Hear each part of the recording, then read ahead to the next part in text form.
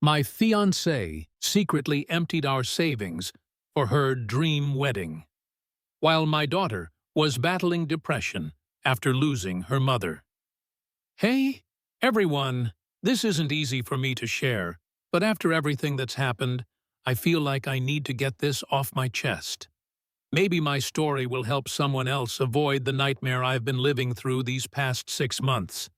3 years ago, I lost the love of my life, my wife, Sarah, to a sudden brain aneurysm. One day, she was helping our daughter Emma with her science project, and the next, she was gone. Just like that. No warning signs, no chance to say goodbye. Emma was only 14 when it happened. She and her mom were inseparable. Sarah homeschooled her for years. They went to pottery classes together, had their own book club, the whole thing. When we lost Sarah, Emma completely shut down. It was like losing two people at once. My vibrant, creative daughter became a shell of herself almost overnight. The first year after Sarah passed was just about survival. I took family leave from my engineering job to focus on Emma. We moved through our days like ghosts, barely speaking, just trying to get through each hour without breaking down. Our savings took a hit. But what else could I do? Emma needed me, and I needed to be there for her. Meeting Vanessa. Fast forward to about 18 months after Sarah's death. Emma and I had found a rhythm. Not happiness exactly, but a kind of functional grief. She'd started seeing a therapist twice a week, which was helping. I'd gone back to work. We were making it, one day at a time. That's when Vanessa came into our lives. She was the new marketing director at my company. Smart, confident, and full of energy. Everything I wasn't feeling at the time. We kept running into each other in the break room, and she always had something interesting to say or a funny story to share. Before long, we were having lunch together a few times a week. I want to be clear. I wasn't looking for a relationship. The thought of dating again after Sarah felt impossible. But Vanessa was persistent in the gentlest way. "Just coffee," she'd say. Just as friends. Coffee turned into dinner. Dinner turned into weekend hikes. And for the first time since Sarah died, I found myself laughing again. Actually laughing. When I finally introduced her to Emma, I was terrified. My daughter had barely accepted that her mom was gone. How would she react to seeing her dad with someone new? But Vanessa was brilliant with her. She didn't try to be Sarah. She was just herself. She'd bring over art supplies. Emma used to love drawing before everything happened, and sit quietly sketching while Emma did homework. No pressure, no forced bonding. Slowly, Emma started to come out of her shell a little. She wasn't magically better, but she'd occasionally join our conversations at dinner instead of just staring at her plate. It felt like progress. 6 months into dating Vanessa, she suggested moving in together. "It makes financial sense," she said. "I'm at your place most nights anyway, and rent in this city is killing me." It seemed logical. My house felt too empty without Sarah, and having another adult around might be good for Emma too. Looking back, I should have noticed how quickly things were moving. But when you're drowning and someone throws you a life preserver, you don't question the color. The red flags I missed. The changes were subtle at first. Vanessa suggested we combine our finances to make household management easier. "It's what committed couples do," she said when I hesitated. "Don't you trust me?" And I did trust her. Or I thought I did. She helped me set up a joint account where we both deposited our paychecks. It felt like a big step toward building our new life together. I kept a separate account too, the one with the money from Sarah's life insurance policy and our previous savings. That was Emma's college fund. Untouchable. Vanessa seemed to understand and never questioned it. About 2 months after moving in, Vanessa started talking about marriage. At first, just casually, "When we get married someday," kind of comments. Then more directly, showing me ring styles she liked, leaving bridal magazines around the house. "Don't you think it's a bit soon?" I asked one night after Emma had gone to bed. "Life is short, James," she said, taking my hands. "Sarah taught you that, didn't she? Why wait for happiness when it's right in front of you?" It was manipulative, using Sarah's memory like that. But in the moment, it felt like wisdom. Like maybe Sarah would approve of me moving on, finding joy again. So I proposed. Nothing extravagant. Just a quiet moment at home with a ring I'd spent 2 weeks picking out. Vanessa cried and said yes, then immediately pulled out her phone to share the news on social media. That's when the wedding planning began in earnest. And that's when things really started to change. Dream wedding versus reality. "I've waited my whole life for this," Vanessa told me as she scrolled through venue options on her laptop. "I want everything to be perfect." Perfect, it turned out, meant expensive. Very expensive. The venue she fell in love with, a historic mansion overlooking the ocean, cost more than my car. The dress she wanted was designer. The flowers had to be imported. The guest list kept growing to include distant relatives and work acquaintances I'd never even met.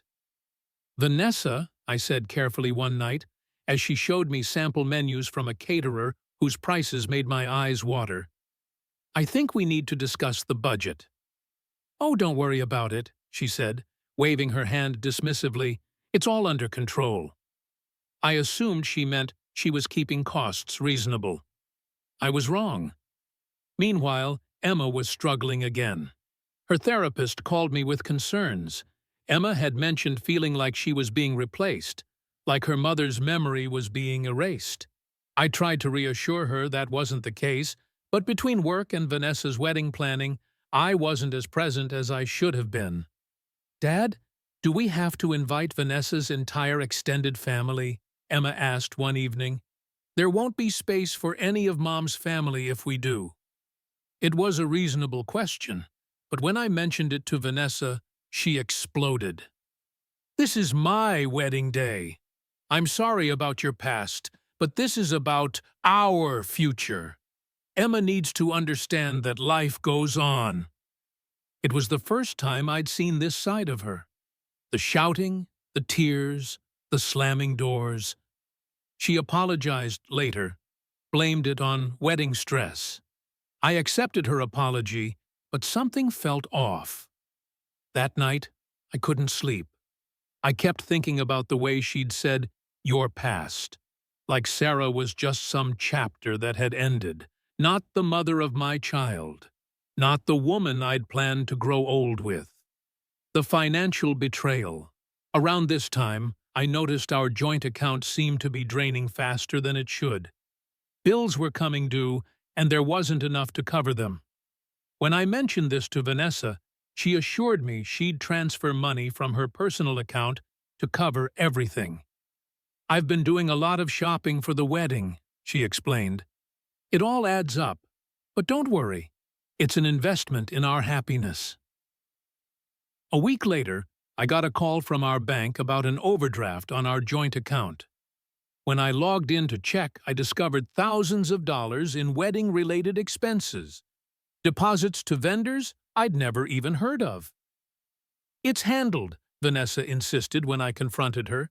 "I had to secure these vendors before they got booked by someone else. Wedding season is competitive." Then came the bombshell. I was looking for some tax documents in the home office when I found a statement from our joint account that showed a transfer, a massive transfer from my separate savings account. The one with Emma's college fund, the one with Sarah's life insurance money. My hands shook as I logged into that account. The balance was less than half what it should have been. Over $75,000 was missing. I felt physically ill. That money wasn't just dollars and cents. It was Emma's future. It was the last tangible thing Sarah had provided for our daughter. When I confronted Vanessa that evening, she didn't even try to deny it. "You weren't taking the wedding seriously," she said, arms crossed defensively. "I had to do something. Besides, it's just money. We'll save more." "That was Emma's college fund," I said, trying to keep my voice steady. "That was from her mother's life insurance. And she'll still have plenty left. Look, I found us the perfect venue, the perfect dress. Everything's coming together beautifully. In a few years, you'll look back and realize this was worth every penny." "How did you even get access to that account?" I asked, still in shock. She looked away then.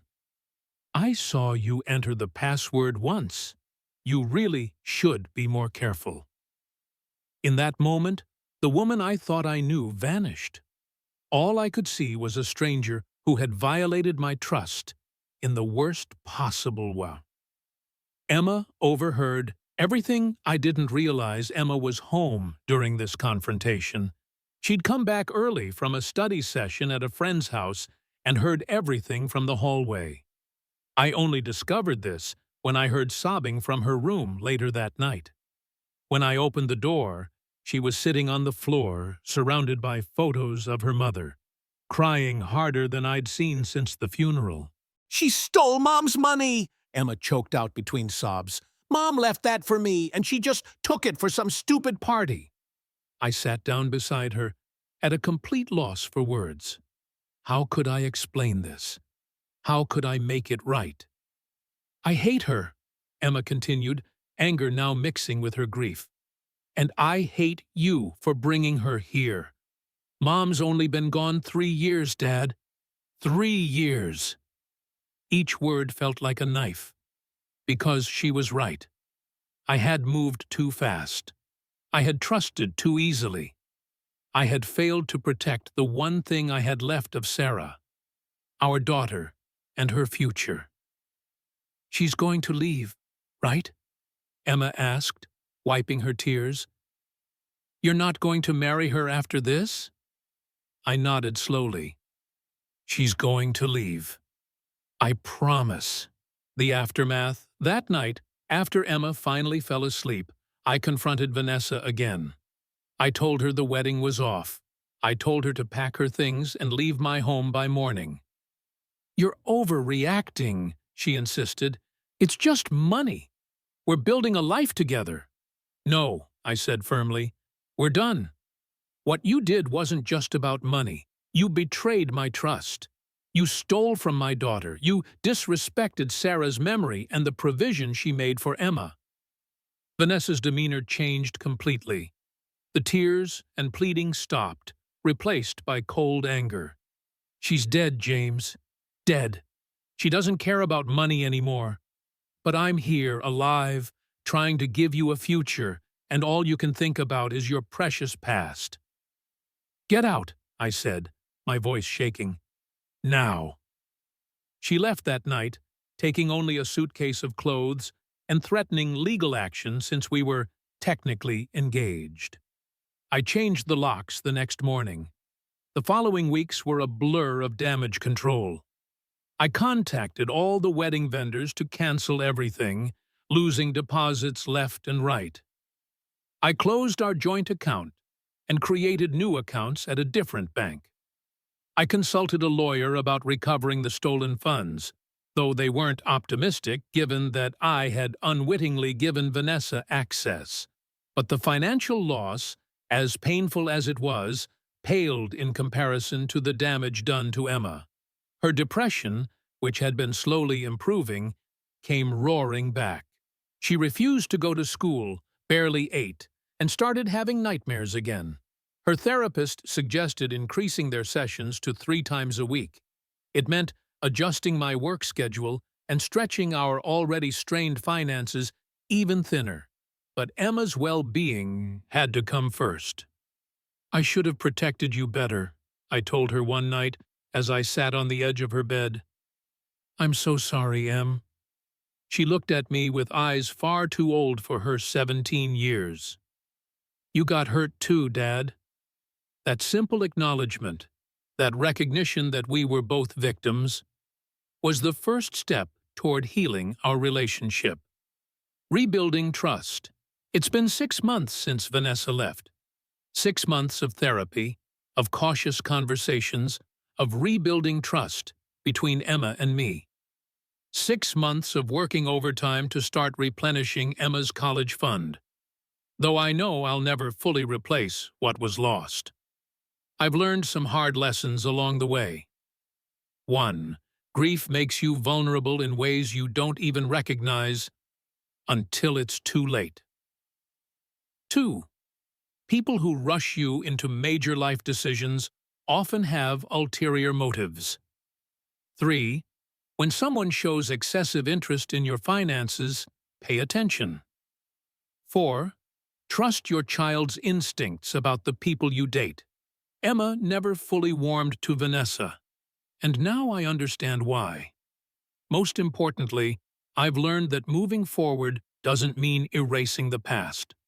Sarah will always be part of our lives, part of our family story. Anyone who truly loves me, loves us, will understand and respect that. Emma's doing better now. She's back in school, working hard to bring her grades up for college applications. She's even started drawing again, mostly portraits of her mother from photographs, preserving memories in charcoal and ink. Last week, she gave me one of these drawings, beautifully framed. "For your desk at work," she said, "so Mom can watch over you, help you make better choices next time." There was forgiveness in those words, not complete, not yet, but a beginning. As for me, I'm focusing on being a father first. Dating can wait, maybe for a long time. The rush to fill the emptiness Sarah left nearly cost me everything that matters. Money can be replaced, eventually. Time with my daughter, her trust in me, her sense of security, those things are priceless. If you're watching this and you've lost someone you love, please be careful with your heart. Grief can cloud your judgment in ways you don't expect. Take things slowly. Put your children first. Protect what your loved one left behind, not just the material things, but the values, the memories, the bonds with family. And if someone tries to rush you into a future that requires erasing your past, that's not love. That's not healing. That's something else entirely. Thank you for listening to my story. If it prevents even one person from making the same mistakes I did, then something good will have come from all this pain. Emma and I are going to be okay. Different than before. Scarred, but stronger. And wherever Sarah is, I hope she knows that her daughter is still my priority. Always will be. Life lessons and moving forward. Since sharing this story online, I've received thousands of messages from people who've experienced similar situations. It seems financial exploitation of grieving spouses and parents is far more common than anyone wants to admit. I've learned that predatory people often target those who are grieving specifically because our defenses are down.